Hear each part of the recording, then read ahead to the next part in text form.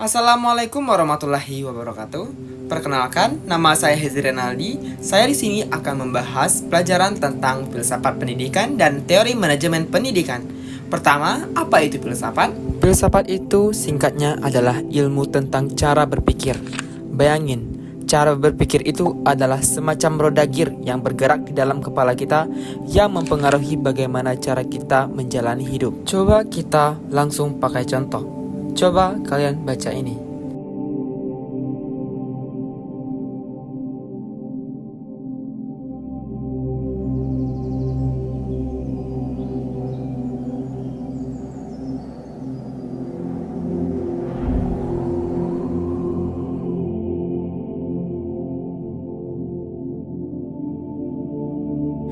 Apakah kalian merasa tergerak?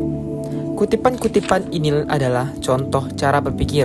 Cara berpikir bisa senyata itu. Ia bisa mempengaruhi dan mengubah hidup kita. Nah, filsafat itu intinya adalah ilmu yang membantu kita membuka lebih banyak lagi cara berpikir dalam hidup kita.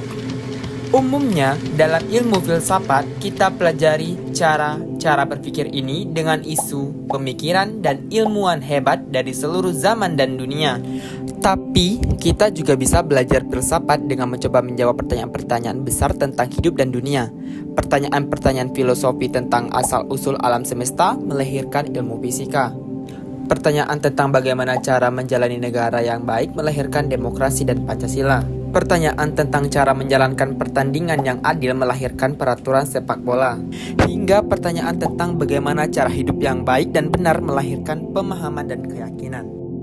Itulah guna filsafat di dunia. Semua lahir dari pertanyaan. Dan filsafat begitu penting untuk kita pelajari karena ialah yang akan memberikan kita pondasi yang kuat untuk belajar ilmu-ilmu pengetahuan lainnya.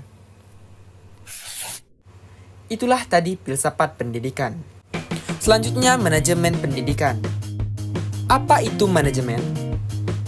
Manajemen pendidikan adalah proses perencanaan, pengorganisasian, pengarahan, dan pengawasan sumber daya pendidikan untuk mencapai tujuan pendidikan yang telah ditentukan. Manajemen pendidikan mencakup berbagai aspek termasuk perencanaan pendidikan, pengorganisasian, pengarahan, dan pengawasan. Manajemen pendidikan juga melibatkan pengelolaan sumber daya seperti sumber daya manusia yaitu guru, staf administrasi dan siswa. Sumber daya finansial itu seperti anggaran pendidikan, pengelolaan dana, dan penglokasian sumber daya. Sumber daya fisik seperti fasilitas, pendidikan, peralatan, dan teknologi. Jadi, kesimpulannya adalah filsafat pendidikan membantu dalam memahami dan mengembangkan teori-teori pendidikan yang relevan. Sedangkan teori manajemen pendidikan membantu dalam meningkatkan efisiensi dan efektivitas proses pendidikan. Sekian pembahasan materi dari saya. Dengan memahami filsafat pendidikan dan teori manajemen pendidikan, pendidik dan administrator pendidikan dapat mengembangkan strategi dan program pendidikan yang efektif untuk meningkatkan kualitas pendidikan. Itulah sekian dari saya. Terima kasih. Wassalamualaikum warahmatullahi wabarakatuh.